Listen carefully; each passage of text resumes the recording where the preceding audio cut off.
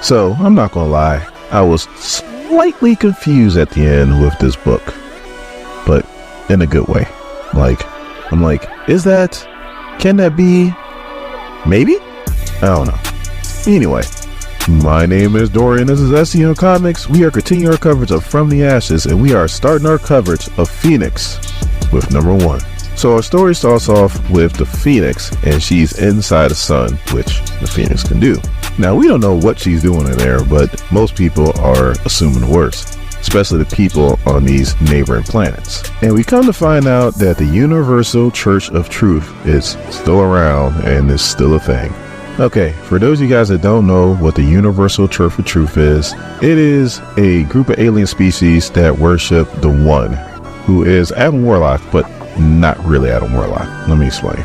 So the many-angle ones got to Adam Warlock, pretty much turned him evil, and then he goes around calling himself the Magus. So obviously he eventually gets turned back into Adam Warlock.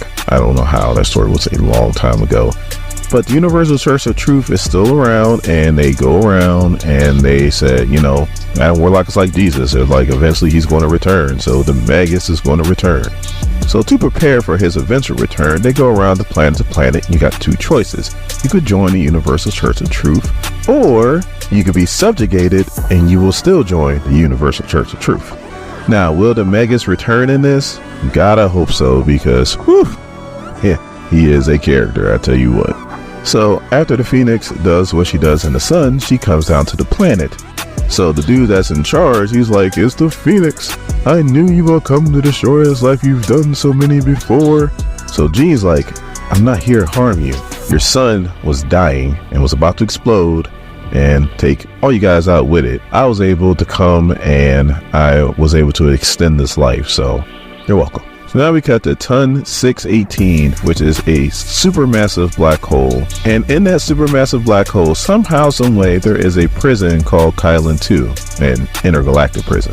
And we see Nova's back. For those of you guys that read X-Men Red, you guys know what happened to Nova. You know, he got hit by a pestilence, and she pretty much put him in a really bad state. Like, I thought he was going to die. Like, he looked like he was dead. But I guess he was just in a healing coma and he came out of it. And who's with him is like, all right, you didn't just come out that coma just to die in this prison, because the black hole is collapsing. And all I'm thinking to myself, because, you know, I'm not smart at all. I'm like, it's a black hole. Isn't that what it's supposed to do? But again, I'm not smart. So pretty much what she's saying is that she wants to get the hell out of here, forget the damn prisoners. And Nova's like, we can't just leave the prisoners. And she's like, these are the most dangerous prisoners in the galaxy, and we don't have anywhere to put them even if we get out of here. So as soon as she says that, there's an explosion. The cell doors open up and somebody says Nova, and we see his Morg, and he's like, I am free. Now, Morg is a former hero of Galactus, so that right there should tell you that this dude is a hoss. But not only that, when he was finally defeated, it took 5 other heralds to take him down. So yeah, this dude's a hoss, and Nova is in for it. And this dude just mugs Nova, but Nova is no slouch himself. He headbutts Morg, and then he punches him using the Nova Force, and he goes flying. So the girl that was trying to talk sense into him was like, do you still want that transport?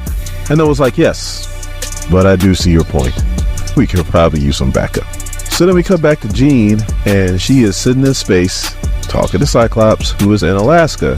Now, some of you guys are like, what the hell is Cyclops doing in Alaska? Don't worry, the playlist will be in the description, unless you're watching this on Rumble. Then unfortunately, you just got to go to the channel, find X-Men #1. You'll know what's happening. So Jean was like, they were afraid of me, Scott.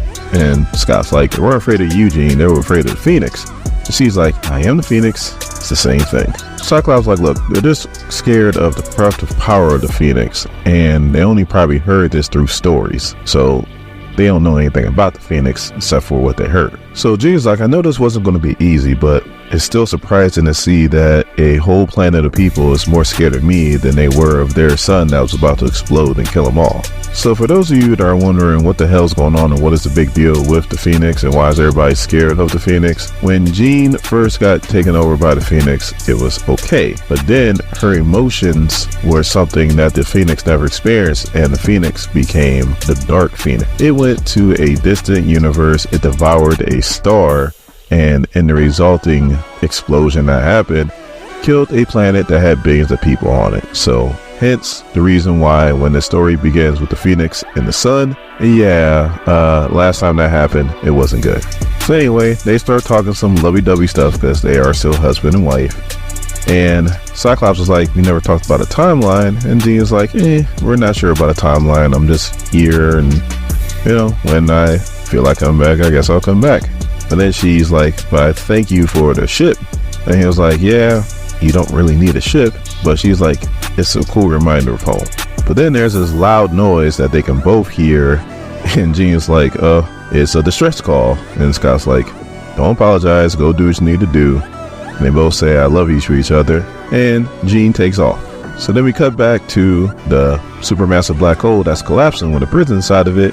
And you got a dude that's banging on his cell force fields like, I don't want to die. I wasn't sentenced to death. Please help me. Magus, hear me. We got one true believer. And then he gets kicked in the head. And all of a sudden this dude goes, you don't need a god. Not that one anyway. And the dude's like, Paragus, you got to get us out of here. Now, Paragus is a dark god. They're like the equivalent of Asgardians. They're like evil Asgardians.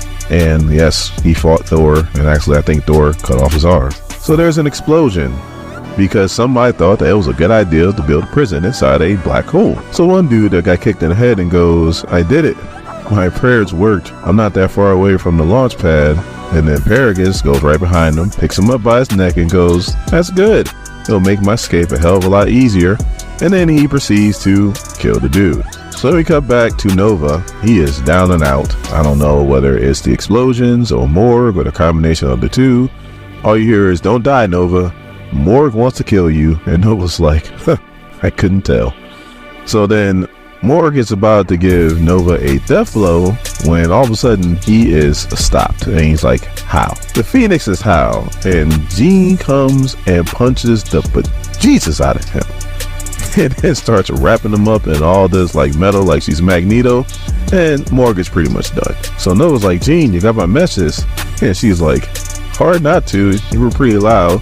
And Nova's like, sorry, I'm new to this whole psychic bell alarm thing. He's like, all right, well, let me get you up to speed. So Jean's like, this black hole's pretty much destabilizing, and you want to get hundreds of the most dangerous criminals in the universe to safety before it all falls apart. And Nova's like, and you're up to speed. So Noah's like, I don't know how the hell we're going to transport all these people out of here. And Jean's like, you're not. So Noah's like, but we can't leave them to die. And Jean's like, you don't have to. I'll stabilize the black hole. And Noah's like, stabilize the black hole? Like, you can do that? She goes, well, I just saved a dying sun, so how much harder can stabilizing a black hole can be? And Noah's like, I honestly don't have an answer to that. And she goes, just let me know if anything changes. So then we go to one of the transport ships, and there's a guard in there. Paragus shows up and quickly eats him out of there. So now pretty much Jean is working on trying to stabilize the black hole. And while all this is going on, this is being narrated by, at first I thought it was Jean, but actually it's a girl that's talking about Jean, and she's talking about her in like a glowing light, like she likes Jean. So while she's working on the black hole, all of a sudden somebody's like, Jean, which is Nova, a prisoner escaped. And she's like, I can see the ship. And he goes, it's Paragus, a dark god that wants. She goes, defeated Thor. I know, I'm aware, I'll go and stop him. Well, as she goes to get him, there's another explosion. And she's like, what the hell's going on? And they're like, the prison seems like it's about to explode because the black hole still needs to be stabilized. So now she's left with a choice. She can either let the black hole collapse and go after Paragus, or leave Paragus and deal with the black hole. And in the book, or the girl says she did the human thing, or the Jean thing, which is stabilize the black hole, let Paragus get away. And Paragus crash lands on this planet, which the girl who's narrating the story is from. And it seems like the same planet that Jean just saved from their exploding sun.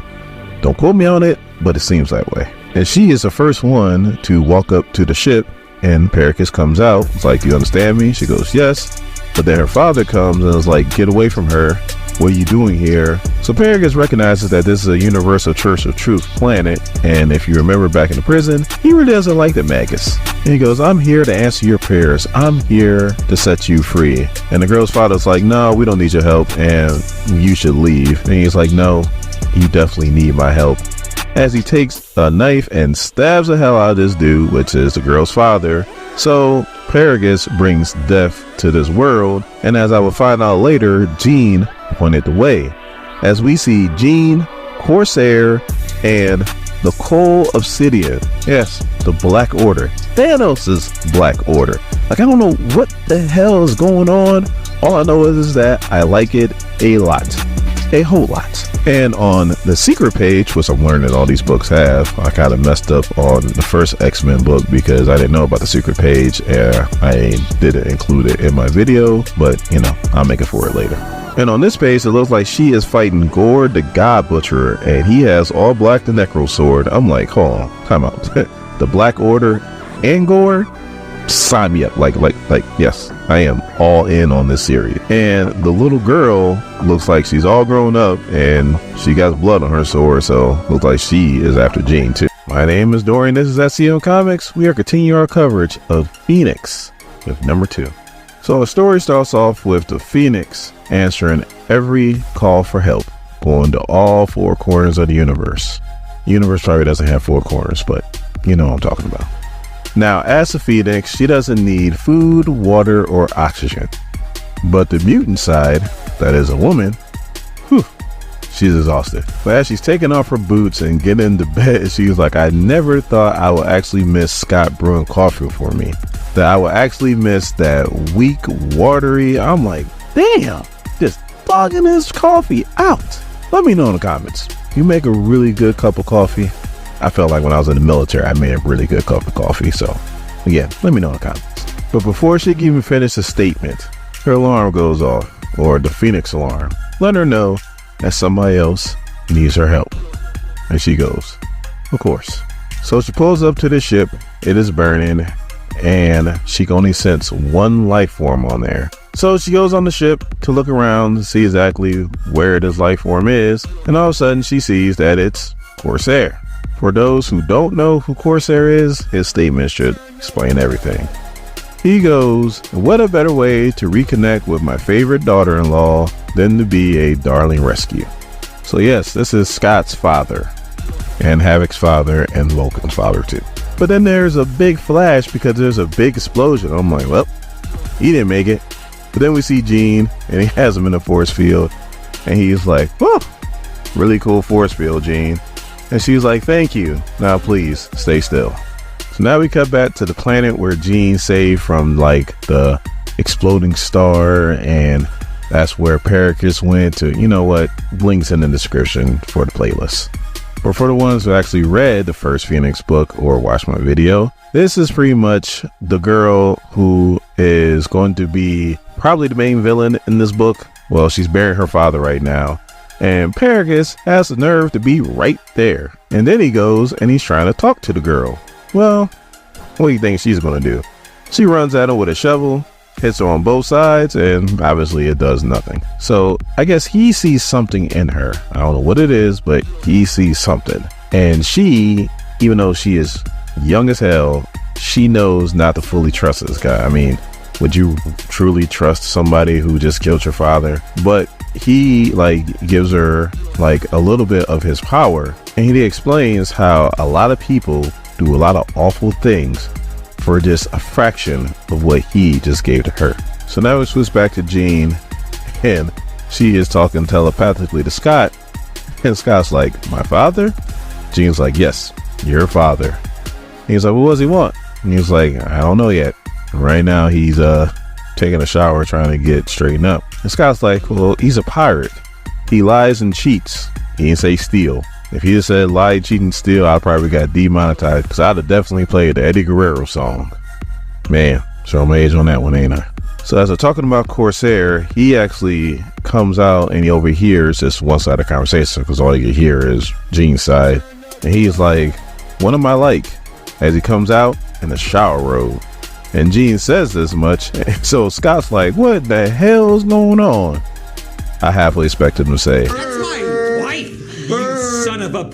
So Jean pretty much knows he's about to get hostile. So he's like, you know what, let me call you back and find out what the hell's going on with your father. And Scott's like, all right, but don't trust him. Don't trust him at all. I'm thinking to myself, like, she's the Phoenix. Like, she's a cosmic being. Like, I think she'll be okay. So Jean's like, what's going on? And Corsaira's like, look, I don't mean to embarrass you. Jean's like, you're standing in the bathrobe. Like, that moment's passed. And she's like, well, where's Starjammers at? And he's like, abandon me. No good reason. There's always a good reason. So she's like, no good reason? Yeah, okay. You know I can read minds, right? So he's like, oh, go ahead. Why don't you? And she's like, because I respect boundaries. So then Corsair starts to be like, all right, look, I've done some messed up thing. You know, I abandoned my boys, left my wife to die. Like, I know I'm not going to be getting one of those #1 dad mugs anytime soon, but I've been trying to make up for it. So he's like, all right. So what I've been trying to do is like good deeds. So I went to Game World, and she was like, oh, the Game World where pretty much they do gambling, drinking, and debauchery. And he's like, that one right there. Anyway, one of my good friends that has a reliable establishment there has been noticing that people have been coming up missing. And he asked me to come and check it out. So I guess these people come up missing around the same bat time, same bat channel. I am going to sue you so bad that they're going to have to take the red off your shirt. Calm down, blue homie. You're not really DC. You're just a figment of that dude's imagination. Shameful plug. Buy my merch. Links in the description. Only if you're digging what we're doing and you want to support the channel. Forgot to throw that in there. Anyway, so Corsair's camping out to see what he can find out. And he sees a ship that leaves at the exact same time and has no paperwork, no documentation or anything. And it belongs to the Black Order. So he decides to follow it. And that's why his ship wound up in the state that it was in. Because you don't mess with the Black Order. So Jean's like, you trying to tell me that Thanos' generals kidnaps people? Like, that don't sound like them. And Corsair's like, I know, it doesn't sound like them, but this is what I found. So Jean's like, all right, take me to the moon where they pretty much beat you up at. Corsair's like, not a problem. So then we cut the said moon, and the Black Order, one thing they don't do, they don't discriminate. We got some scrolls, we probably got some Creed, like we got a little bit of everything. It's an icy moon, and one of the scrolls looked like he was able to slip his collar. He pretty much goes running, so Black Dwarf's about to go after him when Proxima Midnight's like, no, just hold off. There's like a rumble, the ice breaks, and the scroll starts to fall. He's asking for help, and Proxima Midnight's like, all right, like I said, keep it moving. Pretty much about to leave him there. All of a sudden, Proxima Midnight goes flying. The Phoenix has arrived with Corsair. So the Phoenix and Proxima Midnight's about to fight, which I don't know how much of a fight that's going to be. So Corsair is facing down Black Dwarf, and Corsair's like, where's Supergiant? Where's Corvus Glaives? Hell, I'll take the Ebony Maw right about now. Dude, I'm outside your weight class. You know what the old saying is. You should face somebody your own size. Black Dwarf ain't trying to hear that. He pretty much swipes at Corsair. Well, unfortunately, that started some kind of rumbling again, and the other slaves start to fall. The Phoenix comes to help him because she helps everybody. She like lands, and then all of a sudden, all these arms start to grab her, and they're zombies, Asgardian zombies. Like I said, what the hell? My name is Dorian. This is SEM Comics. We're continuing our coverage of Phoenix with number 3. So our story starts off at the Quarry of Creation, or better known as the God Quarry. The God Quarry is outside the space and time, which, if you read The Fall of the House of X, it seems like every other story said it took place outside of space and time. Which, I have a fundamental question. If it takes place outside of space and time, does it really happen? Now, the God Quarry is where a lot of things have gone down. Now, don't you quote me on this, But if I'm not mistaken, the God Quarry is where Thanos found the Black Infinity Stone. Also, too, the God Quarry is where Loki became the God of Stories. If I'm not mistaken, like I said, don't quote me on it, but I think that's where it happened. I think also, too, in Avengers Beyond, that's where they found out about Enigma, which, womp womp, person I'm reading about right now, whooped his butt. I mean, if I'm not mistaken, the first firmament is there too. Again, don't quote me on it. But the reason why we're here now is because Pericus wants to test out this young lady who we assume is destined to take on the Phoenix. And he even tells her to stay close because the God Quarry is not a place to stray because it's not nice to visitors. And sure enough, she wanders off by herself because that's what Mom used to say, if you don't believe, stink. And all of a sudden, her dad appears. So she's like, it can't be you. You're dead. And he's like, didn't I tell you don't do this? Didn't I tell you don't disrespect the one true or there's going to be consequences? And all of a sudden there's a rumble. And he's like, look what you done. He's coming. And she's like, what do you mean? Who is coming? So all these bones start coming to the surface. Next thing you know, she is snatched up. And she is looking in the eyes of, I guess, the one true God. And he is pissed that she decided to test his gangster. And now we cut to a moon approximately 3 light years away from Game World, where the Phoenix is doing battle with some Asgardian zombies, and Corsair is acting like a but you can't really blame him because this is a normal man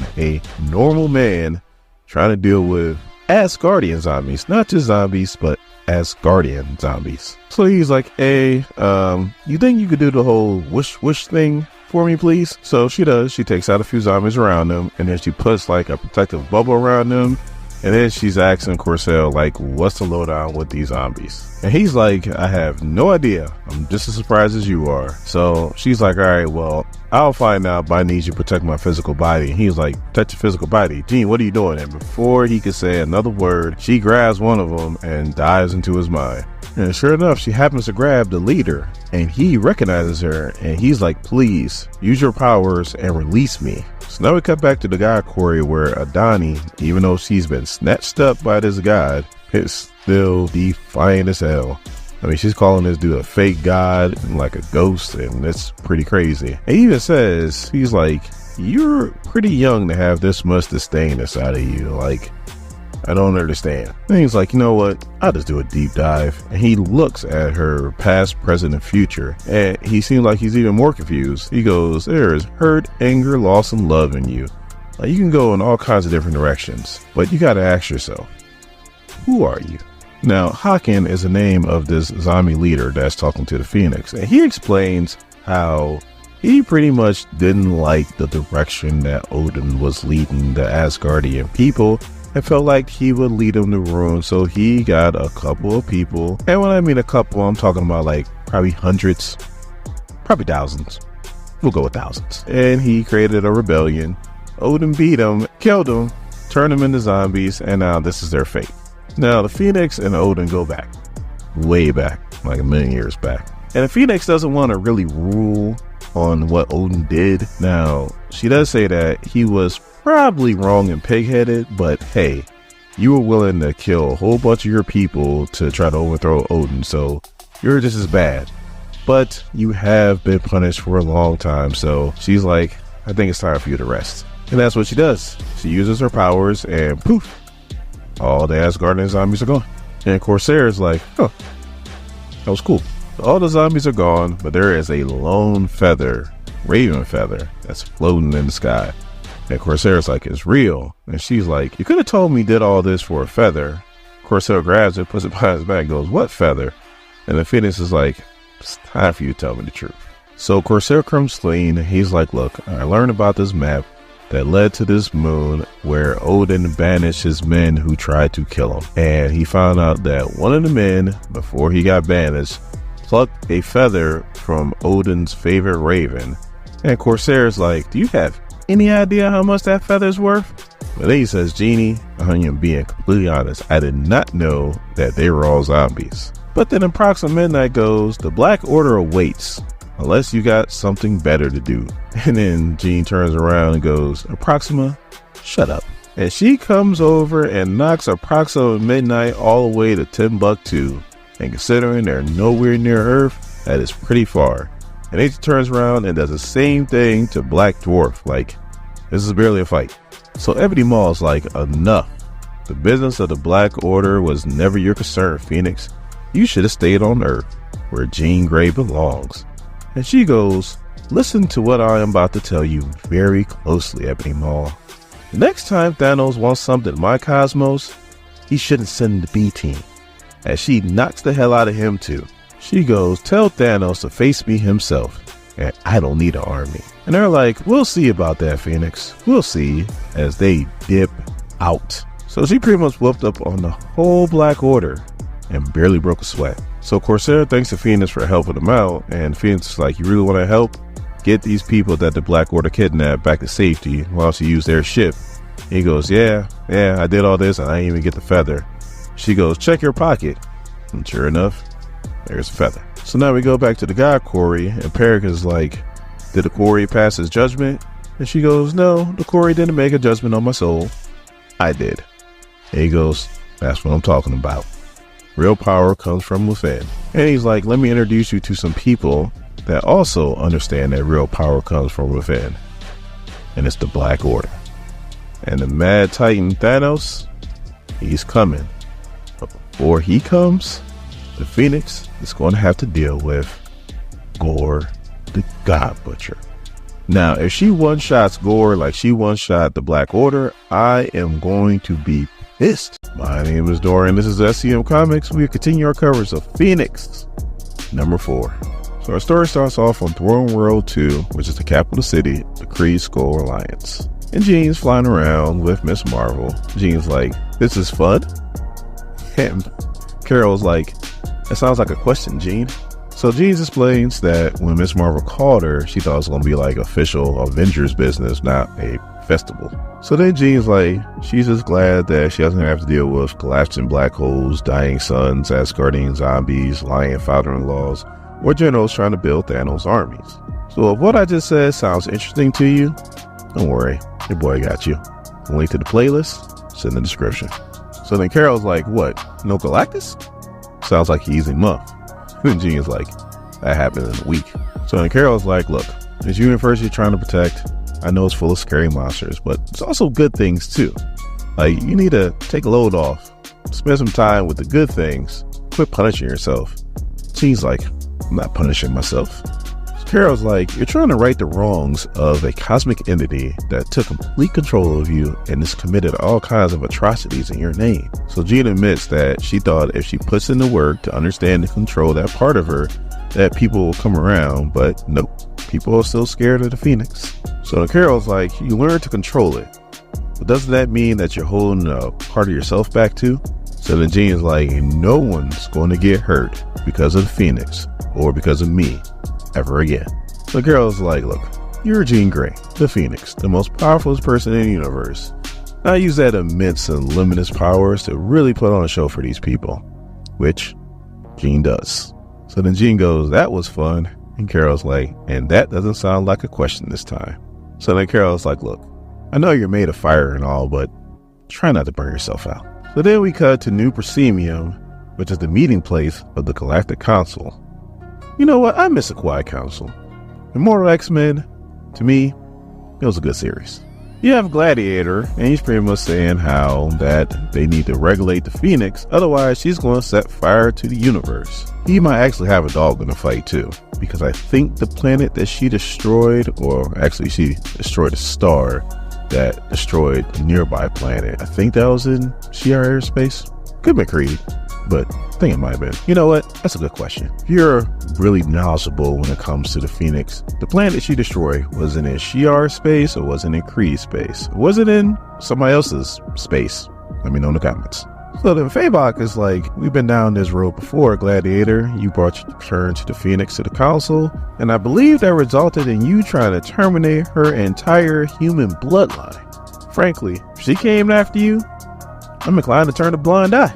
So then Gladiator is like, as a member of the Shi'ar Imperial Guard, I was just doing what was necessary to protect my people and the entire universe. So Mythical's like, the Phoenix poses no threat. We can't charge her with something she hasn't done. And Gladiator's like, fools! Because he's Gladiator. So he's like, look, she's in control of the Phoenix right now, but we've seen her lose control before. Galactic Council is in charge of protecting the universe. All I'm saying is it's not a question of if she loses control. It's just a question of when. So Empress Kuga, yes, that's a female, goes, all right, and what do you suggest? And all you hear is, stopping her isn't the answer. You need to control her. And Fabok's like, Paragus? Your answer is a dark god? You bring a dark god to this council? So Paragus is like, look, calm down. All I want is a chance to show that Gladiator's right. So now we cut back to the Phoenix. She's playing with the kids there. When all of a sudden, in her head, all she hears is, Phoenix, we have business. So she tells the kids that she got to go somewhere, but she will be right back. She promises. So as she's walking away, she's like, who are you? And they're like, your executioner. So she's like, oh, you want to fight, huh? Oh, why just give me your location? I'll be there in a second. And they're like, oh, spoken with the arrogance of a god. You're all the same.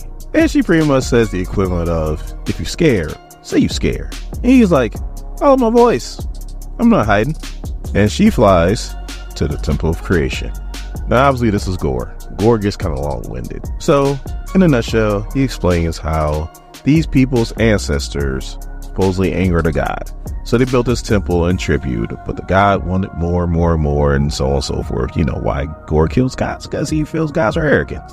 Now, if you're wondering why Gore is alive, because I too read that Thor run, and I know it took 3 Thors to take him out, but hey, guess what? He got taken out. It actually explains it in this, that All Black loved Gore to death. All Black was originally created to kill Celestials, which are also like God. And, Noel lost All Black in the fight with the Enigma Force. Well, Gore, I feel, this is only my opinion, is more committed to the original goal of what All Black was created for than Noel was. Take out gods. Plain and simple. So All Black, the Necro Sword, is now Gore's heart. So after some pleasantries, they get right to it. Phoenix goes, I'm not a god. And Gore's like, could have fooled me. So Thor has a big old hammer that has to be Thor inspired. But Phoenix stops it with one hand. So they're going at it. Thor is using All Black and all of his abilities. And the Phoenix is kind of staving it off. But Gore does get a shot on the Phoenix. And then I thought this was the Phoenix talking, but it is not. The blue thought bubble should have been a clue. They go, I almost feel ashamed to admit this, but a piece of me understands Gore. Gore was a nobody living on a nameless planet, watching helplessly as his people died, desperately praying to their gods. But when Gore's entire family died, something built inside of him, a rage to take revenge on every god in the universe. All Black, the Necro Sword, a symbiote-infused weapon, was able to give Gore power. But without it, who is Gore? A no one from a nameless planet. And as that was going on, Phoenix knocked the hell out of Gore, but then All Black came out of Gore's chest and stabbed the Phoenix right in the heart. And the Phoenix was pretty much floating in space, and she's dying. And this is being shown to the Galactic Council. So then Fabok is like, well, this sounds like a moot point then. If the Phoenix is dead, then why are we even talking about this? So then Paragus is like, keep watching. Because the Phoenix is more than just a cosmic force. She's a symbol. And from death, she always comes back. And when she comes back strong. My name is Doran. This is SCM Comics. We're continuing our coverage of Phoenix, number 5. Our story starts off with Eternity saying, I've been expecting you, to the Phoenix, Jean Grey. And she's like, Eternity? Why are you here? Where's here? I was fighting Gore. And he just goes, oh, he must have killed me. As I was reading, I'm thinking, yep, he clapped them cheeks. And not sexually. So he's like, that's why you're here. And she's like, because I died? And he goes, because you're thinking in terms of living and dying instead of being. So then she's like, all right, you're talking in circles. And then she's like, all right, let me try to think of a way to where I could kind of understand you. And that's kind of the whole point of this whole thing. Attorney's trying to tell her, in a nutshell, that you are not Jean Grey anymore. You are the Phoenix. You are a cosmic entity. So you need to start thinking like a cosmic entity. So then on the next page, we see all the other cosmic entities like the Celestials, the Watcher, Mistress Death, and some others that I don't know who they are, but I'm pretty sure you'll let me know in the comments who they are. And you'll probably be like, how has he got a comic book channel? He doesn't know who this is or who that is. Because I have a comic book channel. I'm not an expert whatsoever. And I took a pretty decent hiatus when it came to reading comics. So yeah, you probably know more than me. It's fine. Please enlighten me. Let me know who these other people are. I really want to know. Anyway, attorney pretty much tells Jean that it's time for her to join them to become creation. Again, stop thinking like a human and start thinking like a cosmic being. So then the Phoenix is like, well, but I don't want to lose the identity of Jean Grey. And attorney's like, Jean Grey is an idea. An idea can't be lost. It can be changed, but never lost. And then she goes, but what if I lose control? And he goes, you can. You're doing what you're supposed to do. You are the personification of life. You are creation. So for there to be creation, sometimes there has to be a little bit of destruction. That's natural. Circle of life. But now we go back to the fight with Gore. And Gore's like, stay down. But then all of a sudden, All Black isn't responding to him like it normally does. And he's like, what did you do to All Black? And it starts attacking Gore. And Jean, or should I say the Phoenix, is like, I am not a god, Gore. You are mistaken. A god has limits. Only in Marvel. Only in Marvel do gods have limits. Holy bejesus. The whole term God means you have no limits. You can do whatever you want. But not in Marvel. No, not at all. I mean, you couldn't be even arrogant and talking like, oh, I'm a god. And they're like, really? You're a god? Well, you're a god. I'm a cosmic entity. Boom. I'm above you. Take that. So now All Black is pretty much engulfing Gore. And he's just screaming, no. So then she's like, you cause so much pain. As a star, you will nourish an entire ecosystem of planets. Let's turn Gore into a star. I don't know how I feel about that. We're going to have to put a pin in that one and get back to it eventually. But yeah, I don't know how I feel about one of the baddest villains that ever was created by Marvel. It's now a star. How do you come back from being a star? I know it's comics, still figures out something that either makes sense or won't make sense. But hey, eventually you'll bring him back from being a star. Don't know how, but they will. So then we cut back to the Galactic Council, and most of them are freaking out like I was. The crocodile, dinosaur, alien, I know I should know their names, but I don't right now, and I'm just trying to tell the story. They're freaking out like me. They're like, she turned Gore into a star. And then this one dude, you ain't changing his mind. He's like, Gore attacked her with All Black. There is an argument to where you can say that the Phoenix did what was necessary, because that dude does not like Paragus. And Gladiator just turns around, and that dude's pissed off to the highest level of festivity. He's like, so that's what should have happened, huh? Gore should have got turned into a star. So Paragus and Gladiator are just bad-mouthing the Phoenix. All of a sudden, Jean just turns around and is like, I can hear you. And I'm like, oh, is that omniscience? Because omniscience is scary, if that's what that is. Please let me know in the comments if I got it wrong. But I was like, man. You hear people say, oh, they got omniscience or omnipresence and so on and so forth. But if she can pretty much be anywhere in the universe and she knows what the hell's being said about her and she can talk to you when you can possibly put her hands on you, yeah, that's scary.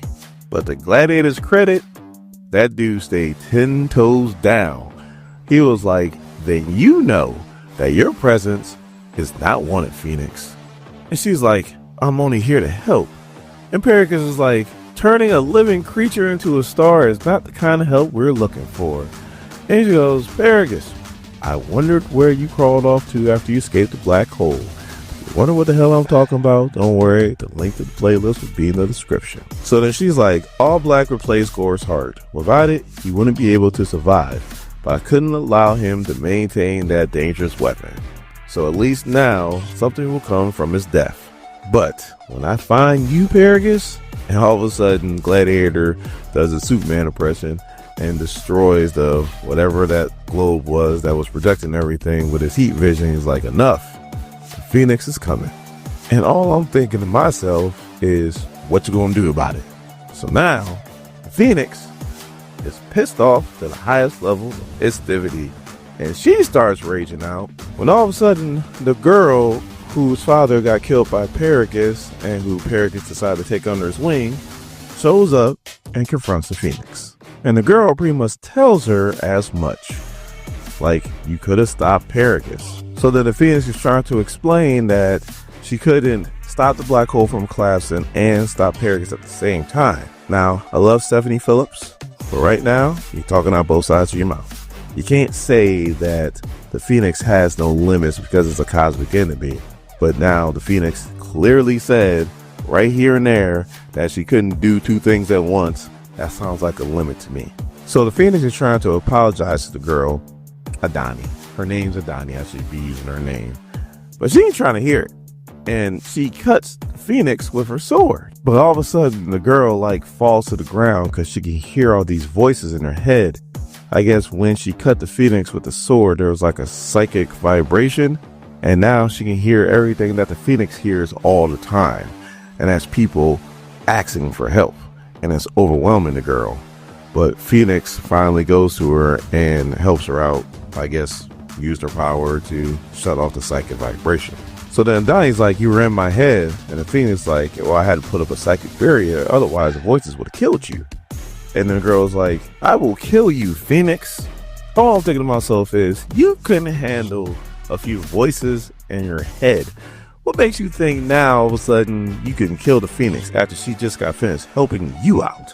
But then you got Pericus talking to the Galactic Council, and he's like, it's true, I'm your only hope. I promise you a solution to the Phoenix problem, and I will deal with the Phoenix. But in exchange for my protection, Thanos will take over leadership of the Galactic Council. And Thanos is like, for a start. Then I'll decide on what to do with the rest of my galaxy. So the deal with the Phoenix, you bring in Thanos. Now, am I surprised? Of course not, because we just had the Cold City in here, so you know Thanos was going to appear sooner or later. But man, that is not the solution. And my comic book knowledge is limited, but I have a direct argument before we even get into the next issue. It is well known that Thanos fought Odin, and he fought him hard, but he didn't beat Odin. Odin's a god. Gods have limits. So how the hell is Thanos going to handle the Phoenix if he can't handle Odin? Guess we'll find out. My name is Dorian. This is SCN Comics. We continue our coverage of Phoenix. Number 6. Our story starts off with Adani, and she is surrounded by Pericus and the other dark gods. And then the Phoenix comes out of nowhere, saying that she can help her.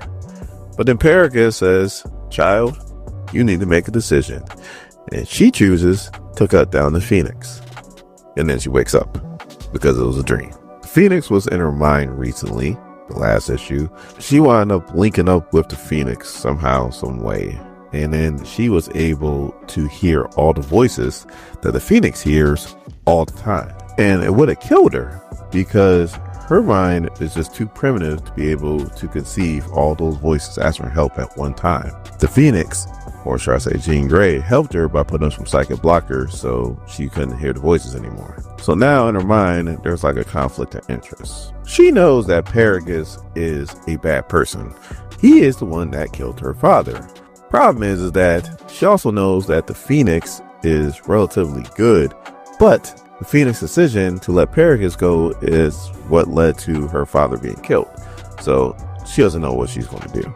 But now we cut to Corvus Glaive, and he is in charge of a whole armada that is trying to hunt down the Phoenix. And when I mean whole armada, I mean whole armada.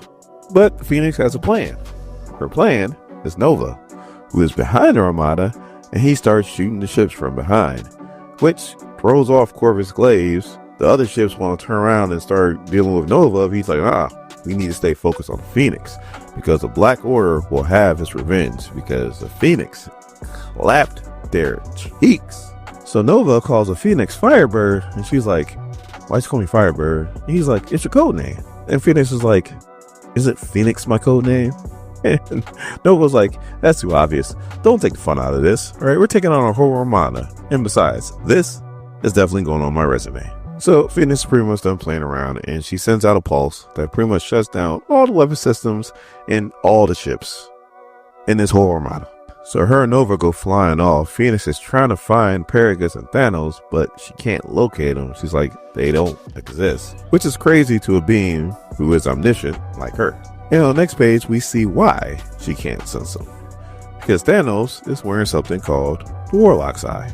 I guess he got it in Thor 129, which is way before the Immortal Thor run, and that's been going on for over a year now. So he got it a while back.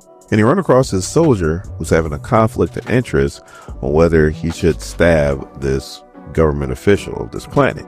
And then Thanos walks over and reminds the soldier that every choice has a consequence. These guys could have chose to surrender, but instead they chose violence. And this is their consequence. The soldier also has a choice. He could choose not to kill this guy, and he will suffer the consequences. Needless to say, he stabs the bejesus out this dude. But there is an issue with the Warlock's Eye. It protects Thanos from being seen by the Phoenix, but for some reason, it's doing the same thing for the Phoenix. Thanos can't locate her. But then Corvus Glaive shows up, and Thanos is like, Corvus, what are you doing here? You're supposed to be with the armada. And he explains how the Phoenix beam was clapped their cheeks with the help of Nova. Then Thanos is like, she has an ally. Good. So then we cut to the Phoenix. She's on some planet somewhere, and she's talking to Scott, who is in Alaska dealing with his own issues. So once he gets the lowdown, he's like, I could send the X-Men and the Avengers to your location.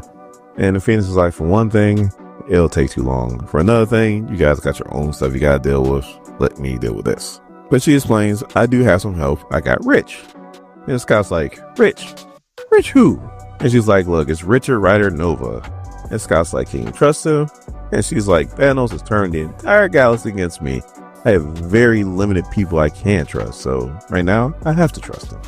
And as soon as she says that, she gets attacked by Nova. And Scott's like, what is that? And she's like, don't worry about it. Let me give you a call back. Then she starts dealing with Nova.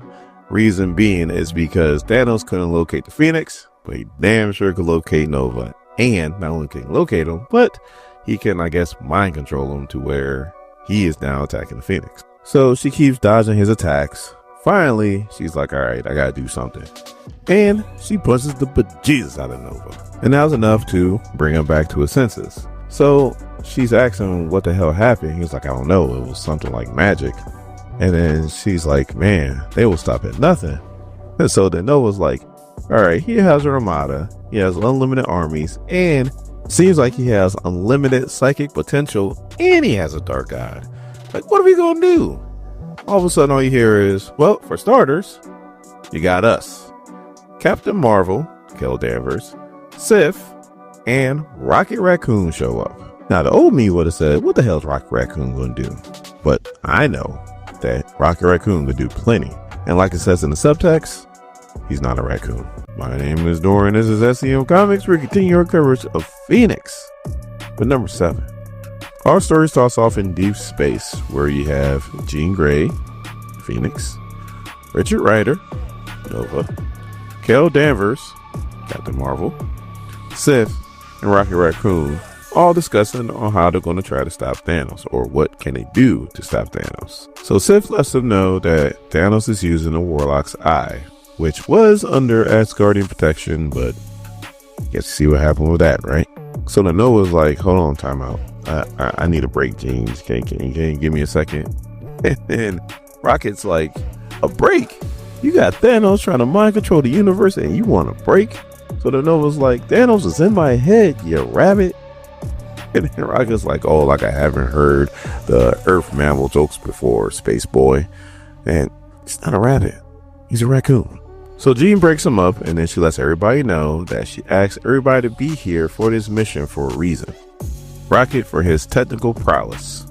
Nova, because he knows more about the cosmos than just about anybody. Sif for her understanding of Asgardian history, and her sword's pretty handy too. And then Carol, obviously for her immense power, and because she is the best tactician that she ever met. Now, I'm not throwing any shade on Carol Danvers. I am a fan. But is she really the best tactician out there when it comes to Marvel? Like when you got people like Captain America, Cyclops, Black Panther, Reed Richards. Like, you let me know in the comments who you feel like is the best tactician out there. So Carol takes the praise, and she's like, I'm gonna hold you to that, just letting you know. But you're still the best chance for us of locating Thanos. And Jean's like, not right now. Because there is no remnants of Thanos in Nova's mind. That means the Warlock Eye is doing a good job of cleaning up his tracks. So then Carol asks Sif, like, how can this thing be able to block the most powerful psychic mind in the universe? And Sif's like, the Warlock Eye was created by magic that is older than Asgard itself. Like, we know nothing of his limits, or even if it has any limits. So Carol's like, well, that's a problem, because you can't get to the eye if you can't find Thanos. Then Jean's like, you might have one other option. A person who might know where Thanos is. And Carol's like, who? And she brings up Adani, who happens to be on a battlefield, and she just got finished wrecking shop. So Phoenix starts talking to her, and Donnie's like, what? How are you in my mind? Well, I'm thinking to myself, because she's a Phoenix. And she's also Jean Grey, so she can do what you want when it comes to your mind. So Phoenix explains how when she protected her from blocking the voices in her head, which would have killed her, that there's a connection that remained with them. Again, all she had to say is, I'm the Phoenix, I do what I want. So then Donnie's like, well, then disconnected. And then Phoenix like, you're holding on to it. It's not me. So the Phoenix is like, I could disconnect it if you want me to, but first, let me show you something. So then Phoenix shows her the life and times of Jean Grey when she was a child and she lost her childhood best friend. How Professor Xavier helped her to kind of block out that trauma, but also to help control her powers. How she became an X-Men and fell in love with Cyclops. How she sacrificed herself to save her friends on a mission, and how she was possessed by the Phoenix Force. And how the Phoenix Force ultimately tapped into her emotions and became the Dark Phoenix and did terrible things. So now this shakes Adani to her core, and she understands the Phoenix a hell of a lot better. So the Phoenix tries to ask where Thanos is, and she's like, I'm not a hero, and I can't tell you. So Phoenix like, I understand, but thanks again. So she breaks her connection, not her complete connection, just stops talking to her. And then Rocket's like, so how'd it go? And then Phoenix like, she couldn't tell me. And he's like, great. Oh, guess we're screwed. And she's like, no, it worked. She couldn't tell me, but she did show me instead. And now I have a plan. So then we go to the planet where the Black Order's headquarters is at. They land, and most of them come out of the ship. Corvus Glaive's like, what are you doing here? So Approximate Midnight's like, we got orders to come back. We thought it was kind of crazy too. And then Corvus Glaive's like, no, you got no orders. Why would Thanos order you back here? And all of a sudden, Rocket Raccoon pops up. He's like, oh yeah, that was me. We need you to come back so we can pull off this ambush. So Rocket does his rocket thing and starts capping at him, and Ebony Maw puts up a force field. So the Nova and Sif show up, and now we have a party. So Sif is taking on both Approximate Midnight and Supergiant and holding her own. Nova is taking on Black Dwarf and complaining the whole time how he got stuck with him. Corvus Glaive is trying to get away, and then Carol Danvers shows up, and in the immortal words of Lee Corso, she goes, "Not so fast, my friend." So Thanos is watching the whole thing play out, and he's like, that was actually well played. And then he takes Phoenix Fire to the face. And also, in the mortal words of good old JR, he is tougher than a $2 steak because he took all that and is still talking trash. So Thanos starts using a Warlock's Eye on the Phoenix, and it's working. Like, she is trapped in some kind of magical vortex. So Thanos is like, "You are life and creation. I serve death. So how does it feel, Phoenix, knowing that you're about to destroy the entire universe?" So then Carol tries to jump in and help Jean, but she gets blown backwards, so she can't help. Rocket and Nova start shooting at it, which does nothing. And then all four of them, including Sif, gets blown backwards and out of the picture. So then Thanos goes on one of his Thanos rants and pretty much says again what he already said. When life incarnate is corrupted by death, what's going to happen? A void that will cancel out the universe. So then Phoenix starts talking to Adani, and somehow, some way, she feels like the best idea in this moment is to give the power of the Phoenix Force to Adani. I did not agree with this. So in essence, it did work because Thanos all of a sudden is like, what the hell just happened? Sif wastes no time and puts her sword right in the Warlock's eye, and then Carol Danvers comes and punches the bejesus out Thanos, which he took and shook right off. So then Thanos commends Phoenix for doing what she just did. He was like, it was unpredictable and pretty crazy, didn't see it coming, but then he smiles and is like, but now you created your own worst enemy, as Adani shows up with the Phoenix Force. So then Adani's like, yeah, that might not have been the smartest thing you just did. And the Phoenix Force, to its credit, tries to instantly leave Adani and goes right back to Jean. Like, I don't want nothing to do with that girl. And they're like, I guess, fighting for control, when all of a sudden there's like an explosion. And then we see Phoenix on the blue area of the moon. So my only question is not her being on the blue area of the moon, but when is she at the blue area of the moon? Like, what time frame? Because that's probably going to be important for the next issue. My name is Doran. This is SEM Comics. We continue our coverage of Phoenix number 8. Our story starts off with Jean back in the ship that she was piloting, trying to rescue the X-Men, as she sacrificed herself for them, and then that's when she was taken over by the Phoenix. Now, the yellow narration bubbles, that's Jean. The red narration bubbles, that's the Phoenix. So this is the first time in the series where there's a little separation when it comes to the two. But this is definitely a symbiotic relationship because there's a lot of we being said. So they land on the moon, and they're pretty much going over everything that happened in the last issue, how the Warlock's Eye was pretty much going to consume them unless she did what she needed to do and send the Phoenix Force to somebody else. Well, a portion of it came back, so now they're fractured. But then she sees Beast, and then she sees the other X-Men, Wolverine, Cyclops, Storm, Colossus, Nightcrawler, Angel, like old school X-Men. And she's like, oh, this is when they fought the Imperial Guard. And let me tell you, the Imperial Guard whooped their ass. I mean, whipped their ass. Like, it was barely a fight. The only thing that saved the X-Men was the Dark Phoenix, ironically. But then Cyclops catches Phoenix Fire to the face. And then she quickly realizes that no, they're there to fight her. So then we cut to Adani, and she's fighting the Brood. And she's slicing them in half. She has the other portion of the Phoenix Force. And Perica is like, look, you should be able to do this because you created these Brood. And then she's like, there's too many of them. And he's like, how can there be too many of something yet you created? If you created them, you could take them away. And then she sticks her sword into the ground and uses her full power of the Phoenix Force and takes out the Brood. So Perica is pretty much pissed at her because she allowed the Phoenix Force to escape her, and now she only has a fraction of the Phoenix Force. He doesn't even know how much. And pretty much she's creating all these different things He wants her to create the dark gods, to bring back the dark gods. And as you can see, it's not going well. As she's explaining herself, she accidentally blasts Paragus in the face. Now, to his credit, he gets his one arm ass up and it's like, it's your emotions. That's how we're going to do this. And she's like, so this is how we bring back your home to Shadow Realm? And he goes, yes, if you're angry enough, as he hits her with a blast.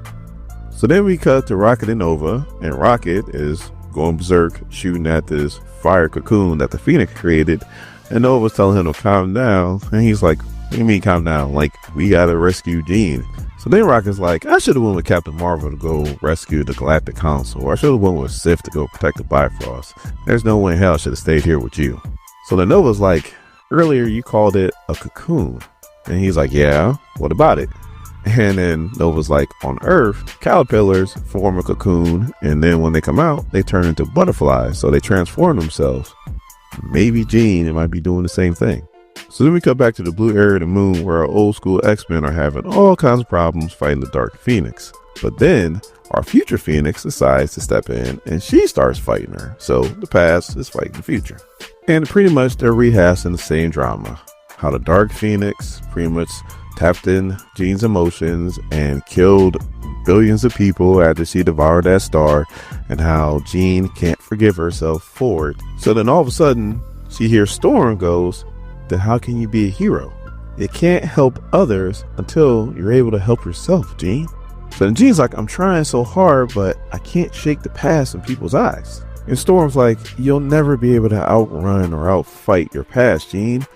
We all got issues. We all got checkered past. We all got hurricanes in our souls. But that power can be harnessed.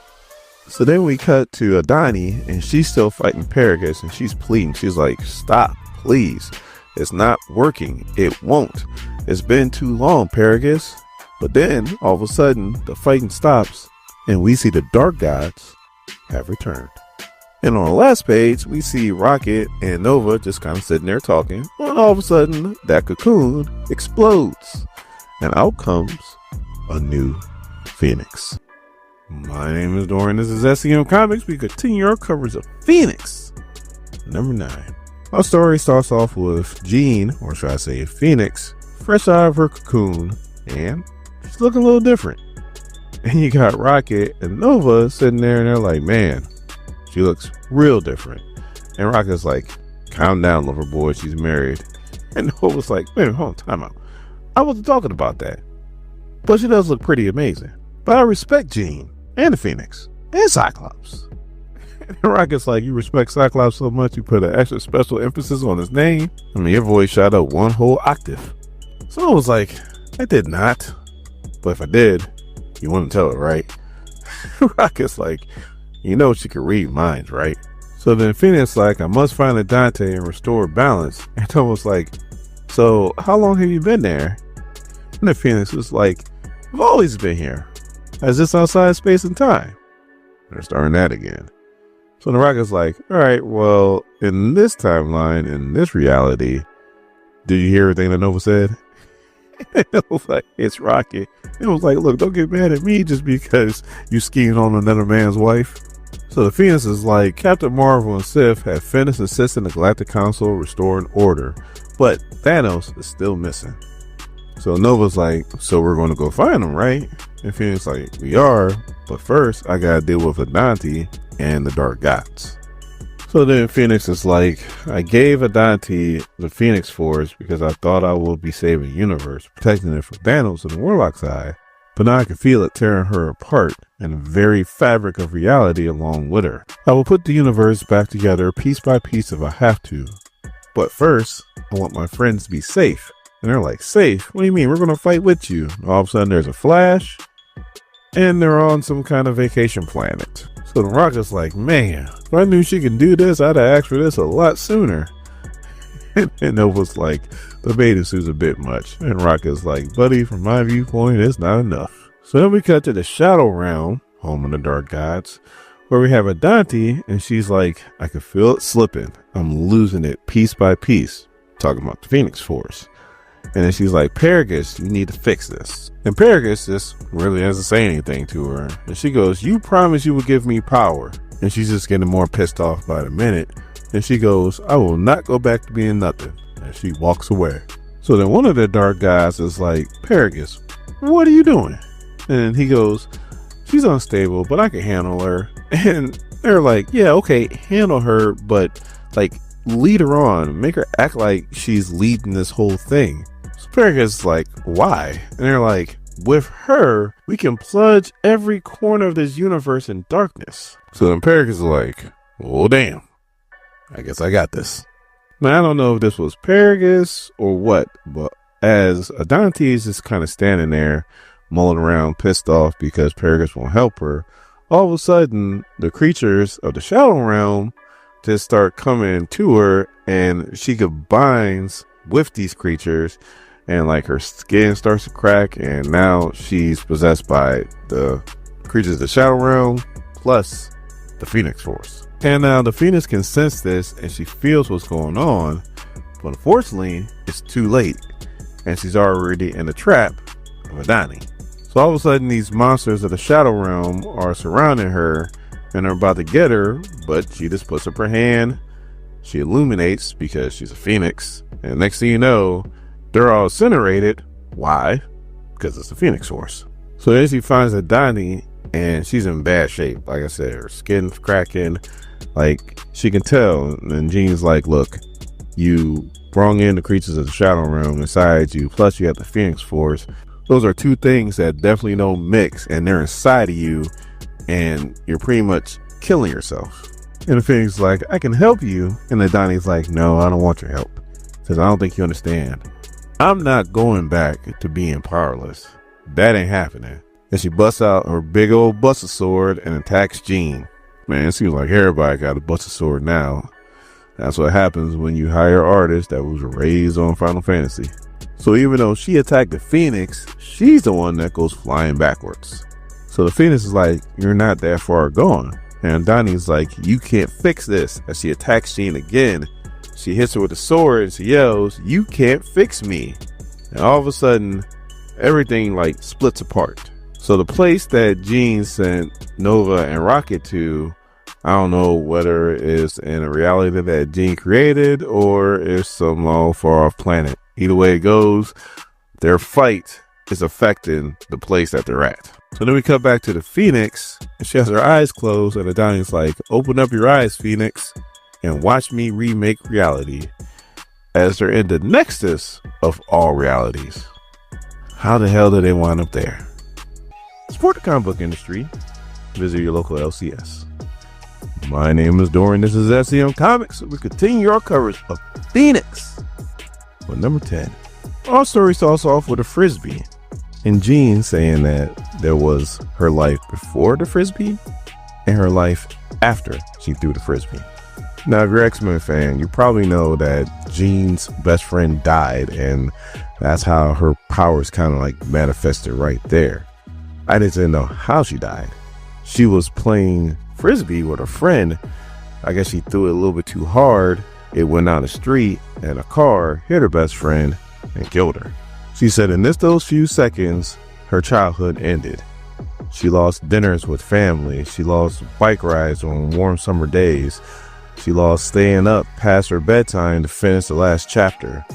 She lost pillow forts. She lost her parents. She lost her sister Sarah. She knows what it feels to lose her childhood in just a few seconds. So that's why she fights like hell to make sure that no one else has to suffer that kind of fate. So now before I say her name, let me get this pulled up. For in deck, Kevin Davis, 5198. It's a dandy, not a Dante. A dandy, because there's no T, right? So the Phoenix goes, a Danny, no, you can't hold me here. And then somebody goes, she doesn't have to. And before I pronounce this person's name, I'm going to need Kevin's help again. He says it's Pericus, not Pyrrhus. I don't think I was saying like that, but it is what it is. So it's Pericus and a Dan E. Hopefully now I'm not distracting you. Watch them leave a comment like, you dumb son of a, you still got it wrong. Anyway, the one-armed dark god is like, your power is limitless, Phoenix. The only thing that stops you is your pathetic empathy. Now, if you guys are kind of lost, let me try to bring up to speed, because I was kind of lost when I was reading this. You see, the dark gods are using a Danny who has a small portion of Phoenix Force. They're using her as like a gateway to bring in the Shadow Realm into this reality. They went to the nexus of all realities so that the Shadow Realm could spread throughout the multiverse. So then he's like, and you could have stopped all this from happening. I can tell you the exact moment that you could have stopped this. It was when you decided to help Nova save a prison inside of a black hole instead of stopping my escape pod. He's like, in that moment, you chose this outcome. A child addicted to power, begging to get it from whatever source he could find it. The god Corey, the Shadow Realm, hell, even your flames. So then the things were like, hold on, slow down, homeboy. I made the decision to help the greatest number of people I could. The decision to kill her father and bring her to the god Corey, that was you. Now, if you thought I was messing up pronunciations before, like DX would say, are you ready? Kevin, are you ready? For my lonely Yorkie in attendance, and for the hundreds, yes, we're up to hundreds, watching on YouTube. Let's get ready to mess up some names. So one of the dark gods pops out of nowhere and goes, the Phoenix thinks she could stop the dark gods, but I wouldn't bet on those odds. Who does this guy think he is, Etrigan or something?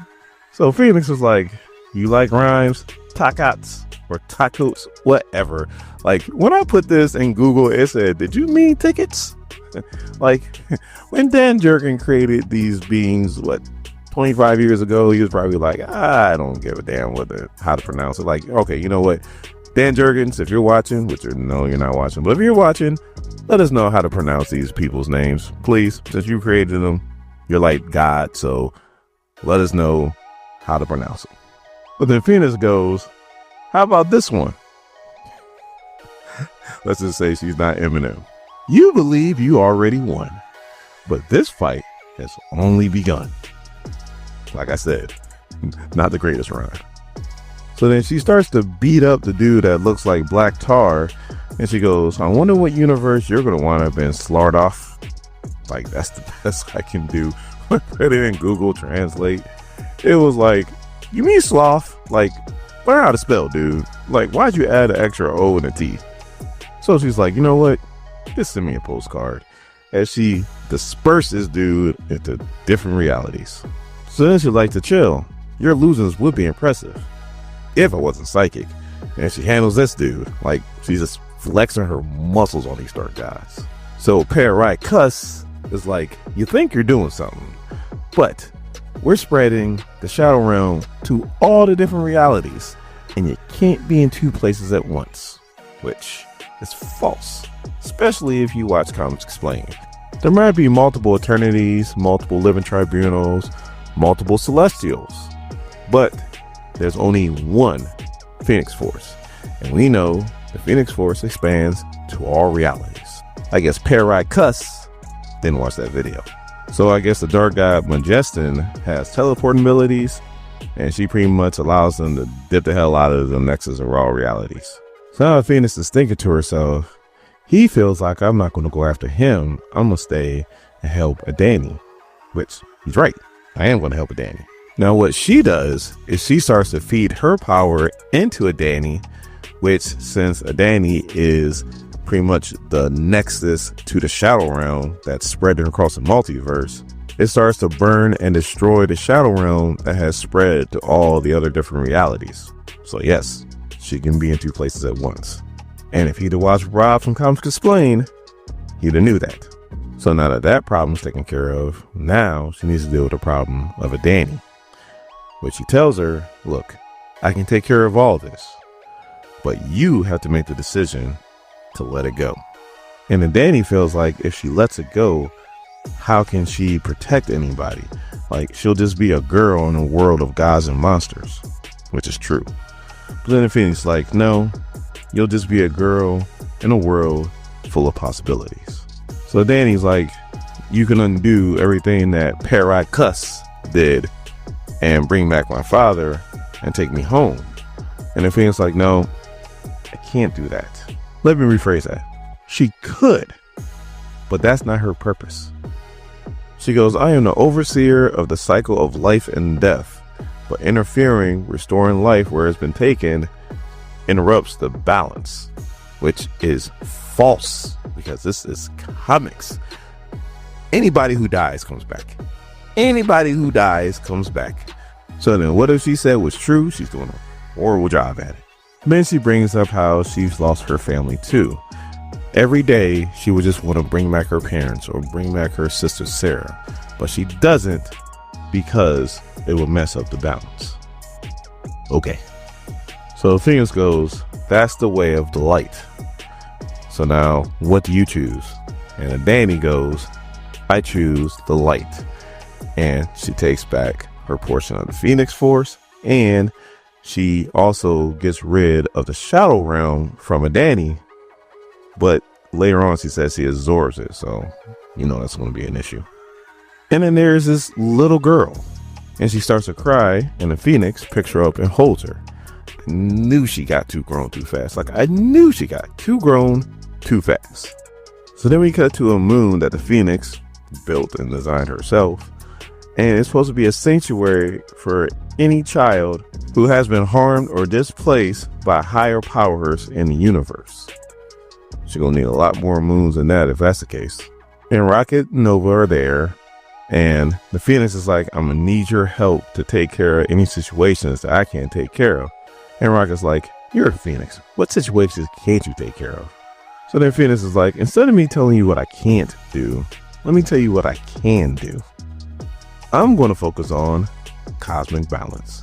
And as he's flying away, somebody is calling out to her telepathically. And I'm not going to lie, I thought this was Charles Xavier. I'm like, oh, Charles is entering into the picture. No, it is not Charles. It's her long dead sister, Sarah, who is alive and well. Now, she has cosmic awareness. Well, how the hell did she not know her sister was alive? That's one. And then for two, like I said, nobody stays dead in comics. So Phoenix, you might as well go ahead and bring back her father, because this whole cosmic balance thing and life and death, it's like a seesaw with one person on it. One side is up, and the other side is down. Support the comic industry by visiting your local LCS. My name is Dorian. This is SCN Comics. We continue our coverage of Phoenix with number 11. Our story starts off many years ago in New York, and Jean is walking with her sister Sarah. Now, Jean always has an excuse that, I'm doing this, I'm doing that. It's really not an excuse. She's an X-Man, so she stays busy. So she doesn't really have time to socialize. But Sarah was able to convince her to come out just to kind of kick it and go get pizza. And Jean's like, well, you're lactose intolerant, right? And Sarah's like, in this instant, pizza doesn't count. But as they're reminiscing with each other, saying how they've been missing each other, all of a sudden there's a hole in the ground and these demons come out of nowhere. Like, somebody check Limbo, please. So Jean tries to use her powers and they're not working. So the demons swarm Jean, they swarm Sarah, and they start taking her away. Jean's like, get off of me, punches one demon so hard that a tooth comes out.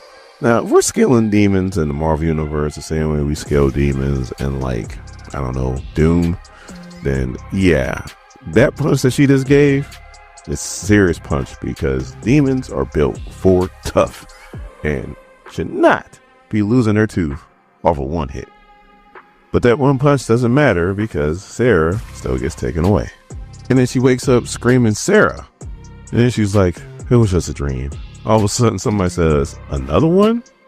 This is Scott, because she's connected with him telepathically. And Scott's like, yeah, I could kind of tell when you're having a nightmare because your heart rate just spikes, and yeah. So then he's like, what was it this time? And she goes, she got dragged to hell by demons. So then he's like, at least that's more creative than the Mr. Sinister one. And we cut to Alaska, and Scott is casually squatting 315 with ease as he is talking to Jean. I'm like, man, I need to be a superhero. Jesus Christ. So Scott explains that even though she was normal, she stood up for mutant rights and she was taken out by the purifiers. Then I went to Wikipedia, or not Wikipedia, like the wiki for the character, and I found a little bit more. That Cameron Hodges, yeah, you guys remember Cameron Hodges? That old I make a deal with the devil so I could be immortal, Cameron Hodges? Yeah. He actually took her body and it was absorbed by the phalanx.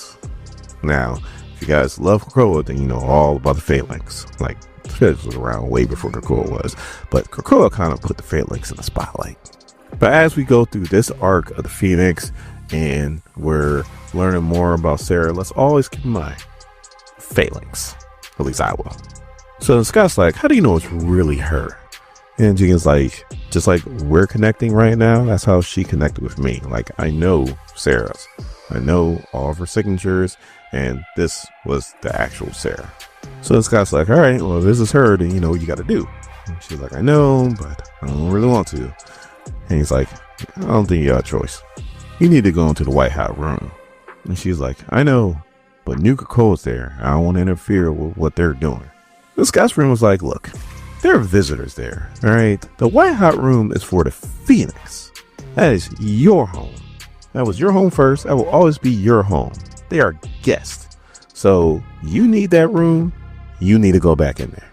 So Jean's like, I think I can stay undetected. If the White Hot Room is going to help me find Sarah and figure out this whole thing, then I guess that's what I'll do. And then she goes, hey, Scott. He goes, I love you too, Jean. And she's like, you read my mind. Now, as she's, I guess, mentally, can't really say mentally when it's a cosmic entity, preparing herself to go to the White Hot Room, she's going over exactly what has happened. So to give you a real quick rundown, there was a sinister, her name was Madam Righteous, and she moves half the island to the White Hot Room, which also moved like 250,000 mutants. You see, there were 4 sinisters, the original recipe one included, and they all vied to become a Dominion. And every time, every last one of them got really close, the original Nathaniel X's was there as like a AI ghost. He would snatch her from him, and then he became a Dominion, which literally led to nothing because Jean Grey put her Phoenix foot up his ass. But they were stuck there for a while. Not really a long time in the normal Marvel universe, but I guess time moves differently in the White Hot Room. So in White Hot Room, a bunch of time passed.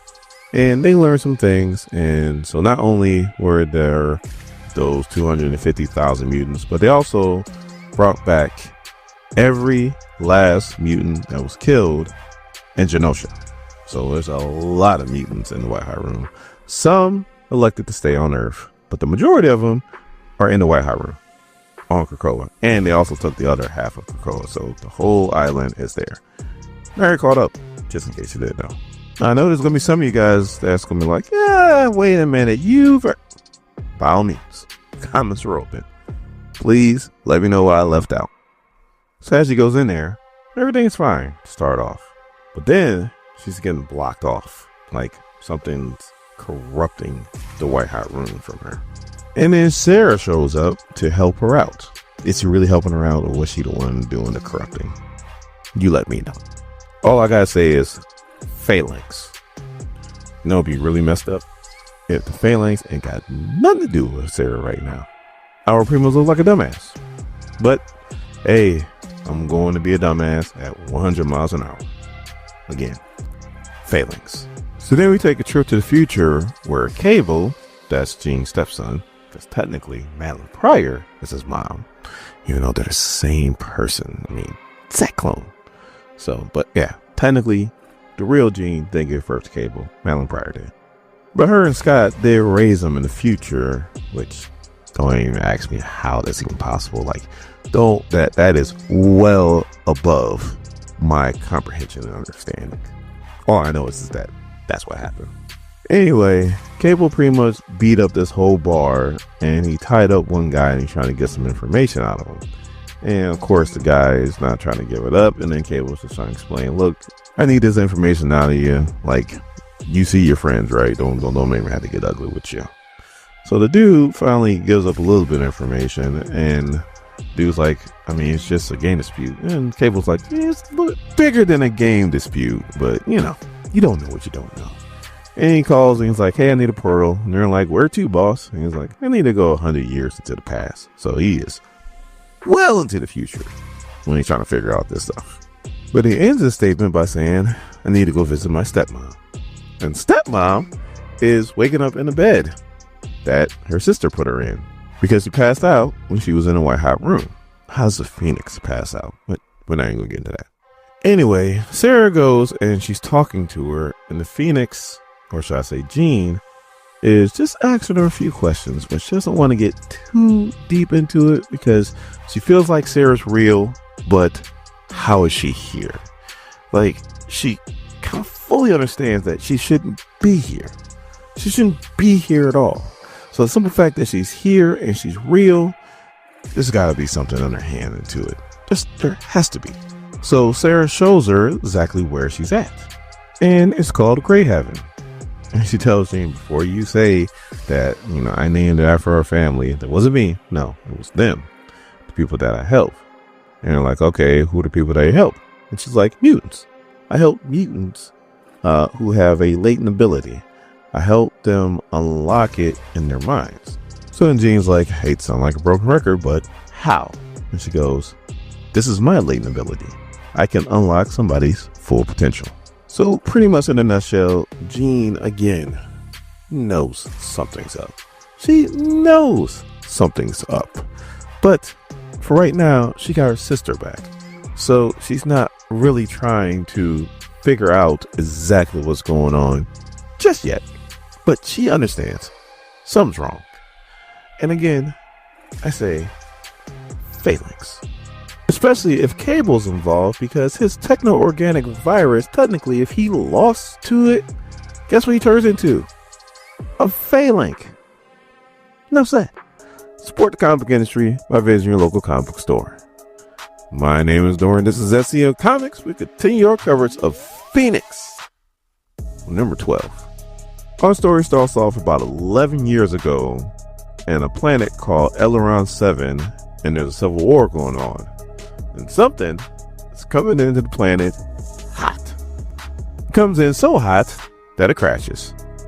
So these soldiers come in to investigate, and their leader is like, all right, we need to scan this ship to see if anybody's on it.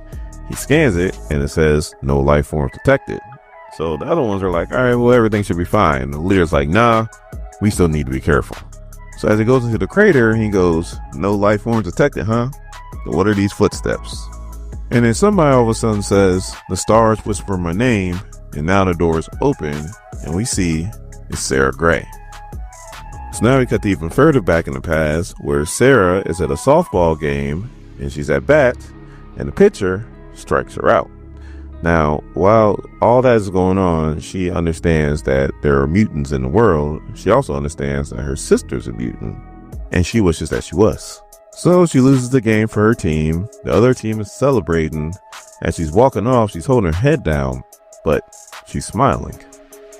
So then her little sister Jean walks up to her and goes, why'd you do that? And Sarah goes, why'd I do what? And then Jean's like, why'd you miss that pitch on purpose? Like, you've seen that pitch plenty of times. I've seen you hit that pitch plenty of times. She said, I didn't miss that pitch on purpose. But I also might have heard that that was that girl's last game, that she's moving away after this. So, maybe I wanted to see her win. But then she's like, that's not important. Ice cream is. So come on, Jean. Let's go. So then we come back to Eleron 7, where the leader's standing there, and he's talking to, I guess, his medical person. And she's like, heart rate's normal, vitals normal, she's normal. And the dude's like, she's not normal. She crash landed here and there's not a scratch on her. That's not normal. And she's like, tell that to the machines, because the machine says she's normal. So the dude's like, look, why don't you tell me where the hell you came from? So as she's trying to remember, we get a flashback to a TV station where she is standing up for mutant rights, and she understands that that is a dangerous thing to do. She has a husband, she has a family, and as she's leaving out the back door of the studio, she's being surrounded by the purifiers. She maces one of them right in his face. The other two that are there grab him by her arms. She headbutts one of them, and they are just struggling. Dude that gets headbutted pulls out a cattle prod and shocks the bejesus out of her. So then we cut to, I guess you could say, Purifier headquarters, where you have Cameron Hodge, who is the leader of the Purifiers. Now this dude made a deal with the devil. Now I don't know whether it was Mephisto or another devil, because there's a few devils in the Marvel universe, but one of them. And he also made a deal with the Phalanx. He busts out this box and he pulls out this Phalanx bugs that he wants to use to infect these mutants and these mutant sympathizers that he has prisoners. Sarah's one of them. So he walks into the cell, and that's exactly what he does. Everybody gets infected by these Phalanx bugs, including Sarah. And that's the last thing she remembers as she's telling the leader of whatever this rebel group is on this planet. And the dude's like, see, I told you she was bad news and we should never brought her here. But all of a sudden Sarah's eyes turn gold and he's like, what are you doing? And she goes, and now the doors are open. And he goes, stop. She grabs the dude's hands. All of a sudden his eyes turn blue with electricity and he goes, my blood feels cold. But then all of a sudden he has powers, because now for some reason she can unlock people's potential mutant abilities. So now we cut to present time where she is telling this to Jean, and the dude who she first unlocked his abilities is still with her and is one of her really good friends. So then Jean gets up and she's like, this is still a little bit too much. I'm still trying to process this, which is saying something because she is the Phoenix. She is a cosmic entity that has cosmic awareness. Like, she shouldn't be confused. But then Sarah's like, I know this sounds crazy. All of a sudden Sarah gets blasted by Cable. And he's like, that sounds pretty unbelievable if you ask me. I need you to understand your own lies, or else I'll make you understand. So the next issue, we have the Phoenix versus Cable. Mother versus son. I know Madeline Pryor is his mama, all right? Madeline Pryor is an exact copy of Jean Grey. So Jean Grey is his mama. Plain simple. Why do I feel like Jean is just talking to herself and she's just like, you feed them, you raise them, you send them to school, and they're still stupid! Support comic industry by visiting your local comic book store. My name is Dorian. This is SEM Comics. We continue our coverage of Phoenix with number 13. Our story starts off with Jean and young Cable, who is the son of her husband Cyclops and her clone Madeline Pryor. Now, for all you diehard comic fans, I'm not telling you anything you don't already know. For those of you who don't know, you see Apocalypse got Cable infected with the techno-organic virus as a baby, and the only way to save his life was to send him into the future, which Jean and Cyclops later on met Cable in the future and actually raised him. So he was raised by Jean Grey. And she said she tried to teach him that he was special, that he had abilities that made him different, and that those abilities could help him survive in a world filled with cruelty.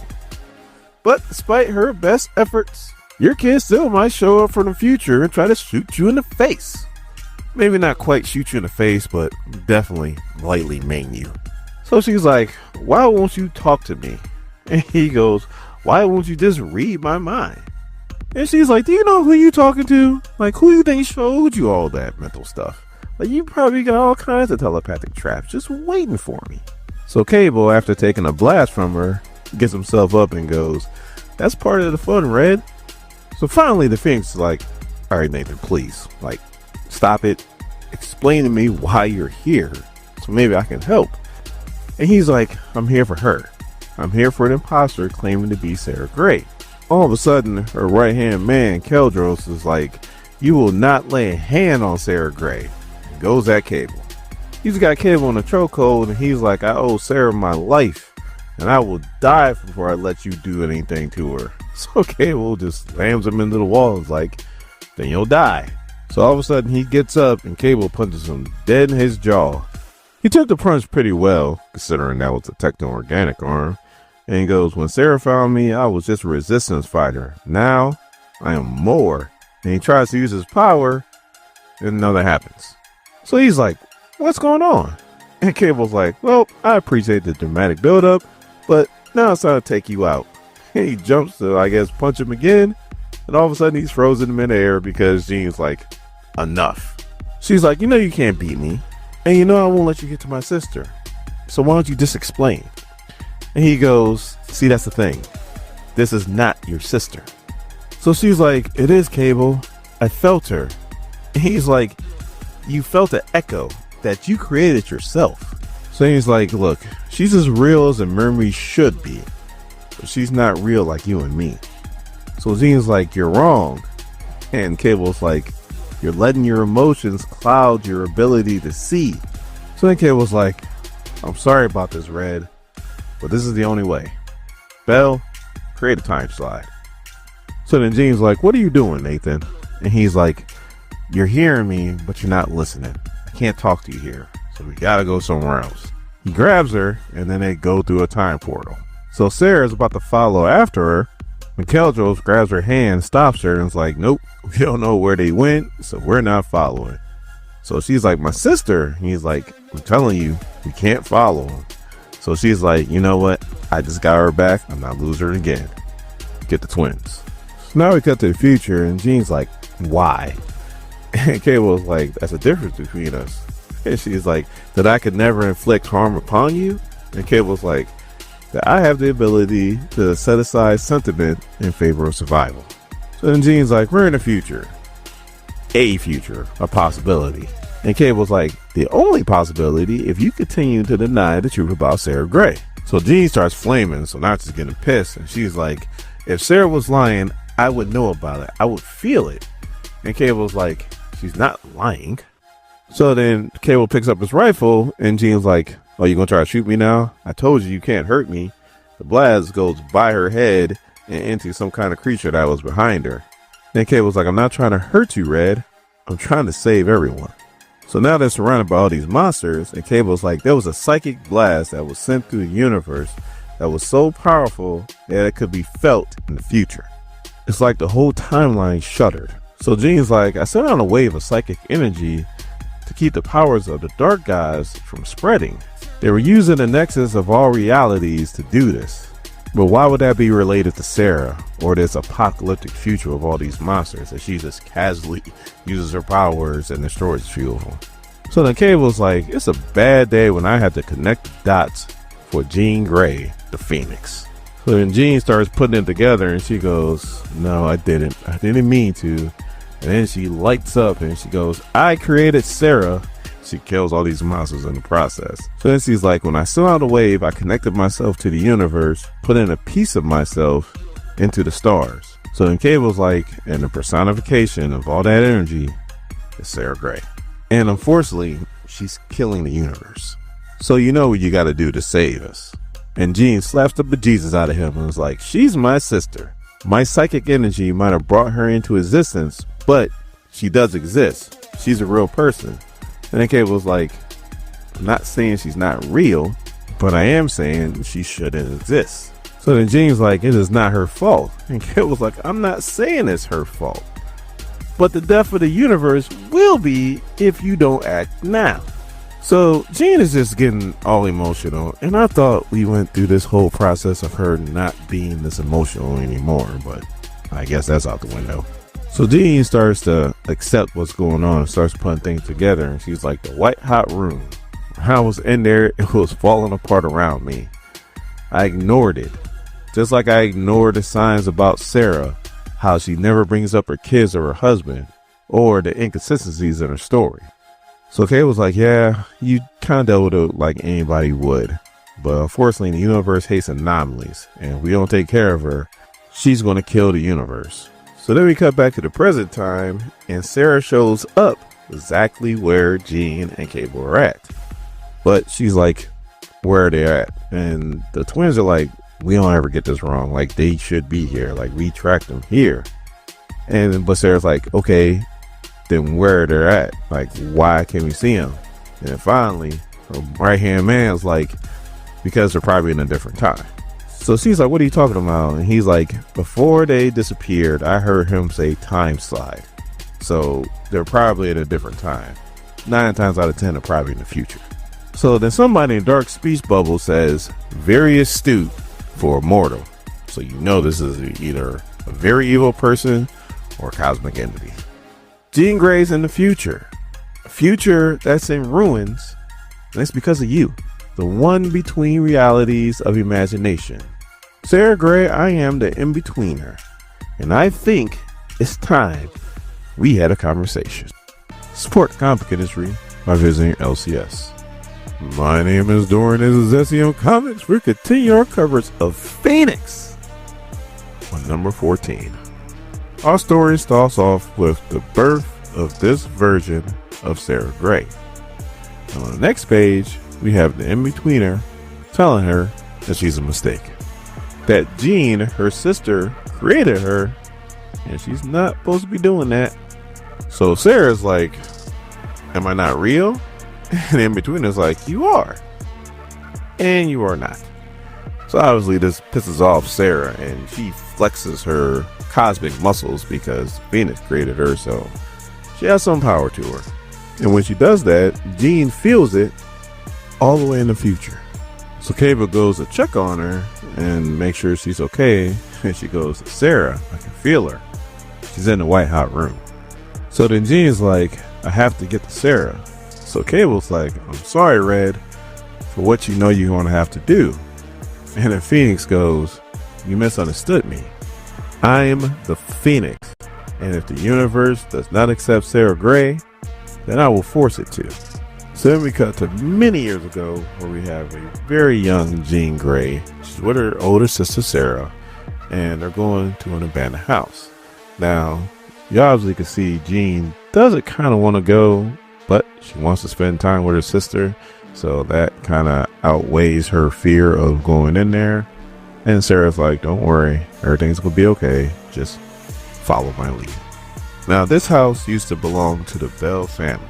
As they're walking into the house, 2 of Sarah's friends are already in there in the basement. Sarah's trying to explain that one night, the whole family was found dead in the basement.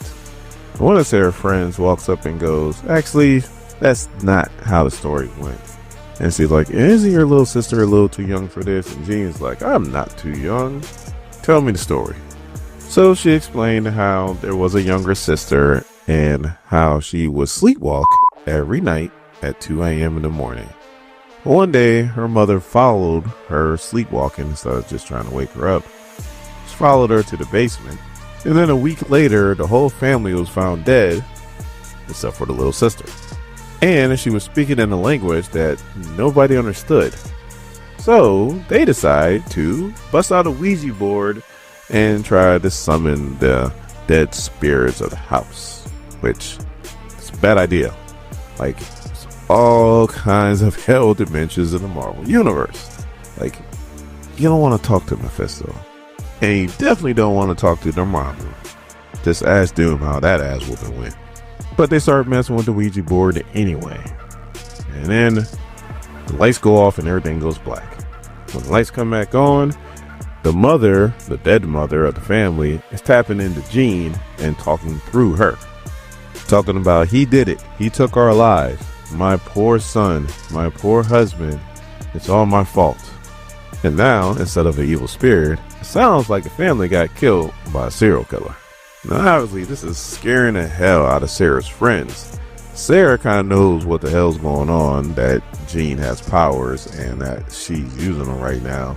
So she wakes up Jean out of her trance, and then she tells her friends that this was a prank, that they planned to do this all along. But in all actuality, Sarah didn't want her friends to find out that Jean was a mutant.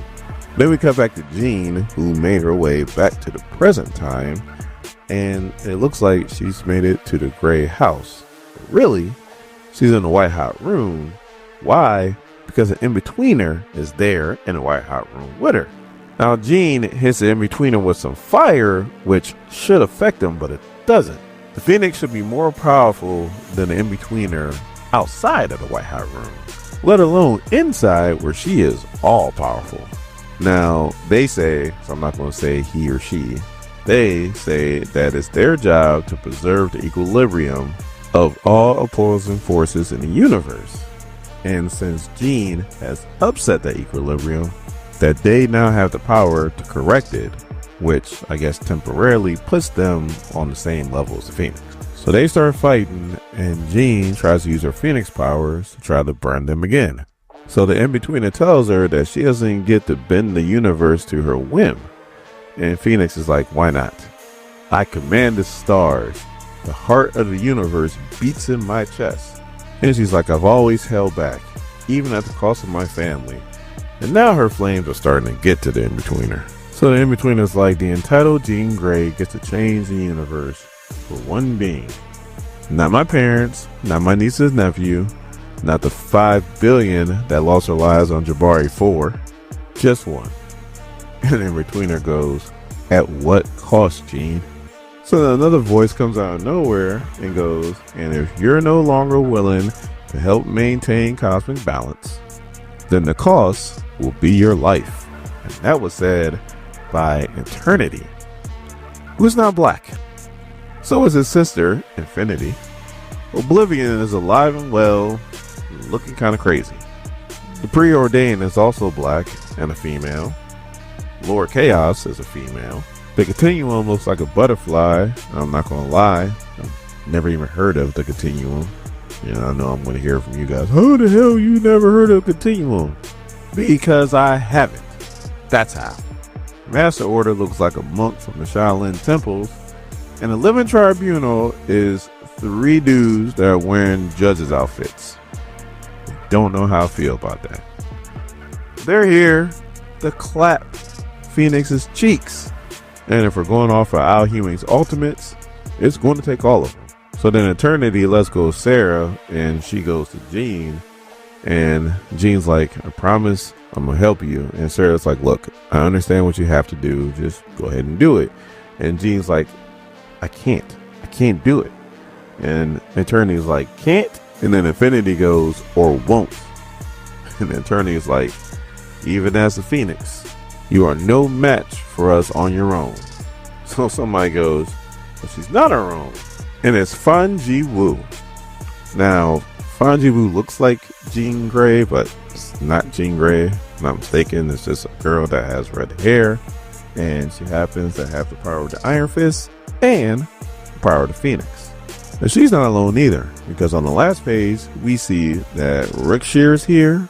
He's like a Shi'ar that got the power of the Phoenix Force.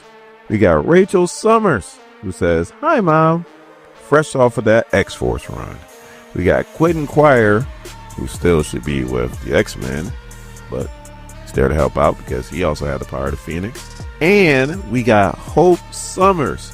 And I'll tell you right now, I'm going to be selfish as hell. I don't care how this whole fight with the Cosmic Entities turned out, as long as in the end they bring back Hope Summers. Like I need Hope Summers in my life again, and they need to bring her back. So hopefully, when it's all said and done, when all the dust settles, Hope is back in the Marvel Universe.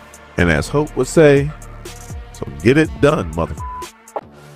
I'm not trying to go on a huge rant here, but Marvel Cosmic Entities in this book seem similar to like Greek gods. They're flawed. I mean, Zeus, all he ever did was just give normal Greek women back shots everywhere. Got a whole bunch of them pregnant. And then Hera, instead of dealing with her punk ass husband, she'd rather go ahead and give 12 trials of Hercules. You know, like, I'm sorry, Hercules wasn't the one that was giving the Greek women back shots. That was your punk ass husband. Deal with him. Poseidon was the same way, just giving Greek women back shots out of wedlock. Hell, the best brother was probably Hades, and he was in hell. I'm saying all this because in this comic, I feel like the cosmic entities are making real human decisions, and not very smart ones either. Support the comic industry by visiting your LCS. My name is Dorian. This is SEO Comics. We are concluding our coverage of Phoenix, number 15. Our story starts off with Oblivion. Who knew that the cosmic entity of destruction would be the most level-headed one. Then he's like, don't follow me, Eternity. And Eternity pops up and it's like, you're left with a few less pleasantries than normal.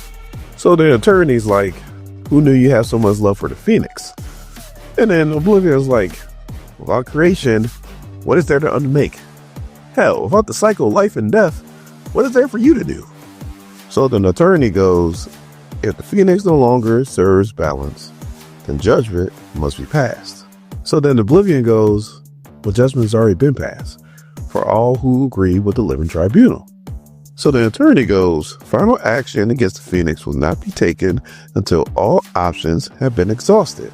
So can somebody fill me in when the living tribunal wasn't the end-all be-all when it comes to judgment for these characters? Like, it was his word because his word is the one above all's word. Like, what the hell's going on? And why are we giving this sucker Eternity so much power? So then Oblivion goes, you don't play in peace with a sword drawn.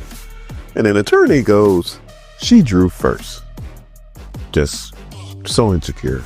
Like, how is he a cosmic entity, but he is so insecure about himself? So the Eternity's like, your sympathy only proves the problem. Like, Phoenix has become too human, unpredictable, selfish, emotional. Sounds like he's describing himself, me personally, but we'll go on. So then he's like, all things have their end. And if the Phoenix resists, hers will be now. Then we cut to Jean in the white hot room, and she got her Phoenix crew with her. We got Rachel Summers, we got Hope Summers. Please, Lord, bring Hope back. That's all I asked for. We got Quentin Quire, we got Fanji Wu, and we got Rookshire. And she's like, we are not afraid of gods. We are the Phoenix. But then she admits herself, she's like, I am lying. Because I am terrified. Because the cosmic entities are in the white hot room too, and they're ready to throw down. And even with all this help that she has, she feels like that she still can't win this fight. She goes, losing means the family that I have left dies with me. Are we forgetting that she's married? That she has a family on Earth with Scott? Like, no kids, but I mean, being married means you have a family. Anyway, losing means that the consciousness of all the other Phoenix hosts will be destroyed. But winning somehow saves my sister, and it means that the white hot room and the souls that reside in it will be destroyed, followed by the rest of the universe collapsing inwards on itself. And we see that the white hot room is starting to crack along with the other Phoenix hosts. So the punk ass Eternity, who never once gets his hand dirty, he goes, it's time, Oblivion. So Oblivion goes, it is time. And he manifests his dagger and then he throws it to the living tribunal. So the living tribunal goes, the Phoenix will be no more. So says the living tribunal. And he passes to Infinity. She says the same thing. It passes to Master Order and Lord Chaos. They say the same thing. It passes to the Continuum, whoever that is, says the same thing. So then they pass it to the Preordained. Again, I don't know who the hell that is. She says the same thing. And then they pass it to punk ass Eternity. And obviously he says the same thing. So then Jean's like, all right, I need you guys to give me all your strength. And Rachel's like, that's going to be too much power, even for you. So Jean's like, please, it's the only option. And she yells, do it. So that's what they do. They give all their power to Jean. So then obviously the other Phoenix hosts are all weak. But then Jean just falls out the sky, falls to the ground. And she goes, Sarah. So then Oblivion walks over and he goes, I've known you, Phoenix, for eons. Through various hosts, through various moves, I would speak to Jean Grey now. I believe that Jean Grey has changed the Phoenix for the better. Jean Grey is the Phoenix. But even Oblivion must pass his judgment. And somebody yells no. So we see it's Sarah. She yells no again. And she's like, my name is Sarah Grey, a mortal woman from Earth. And I have not passed my judgment.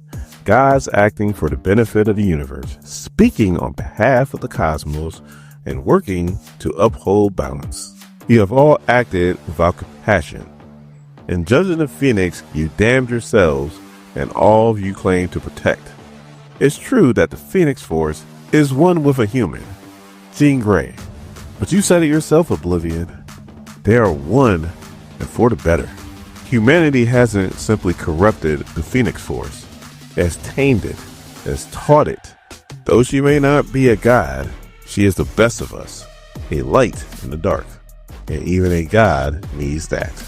So then Eternity just rubbing his fingers on his eyes and is like, even the gods need a judge.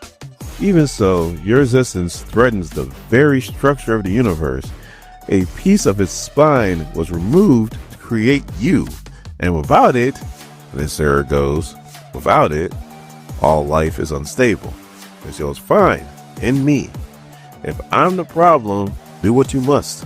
So of course Jean comes to her defense and is like, no, you can't do this. Then she gives a very long speech on how Sarah is important and everything else.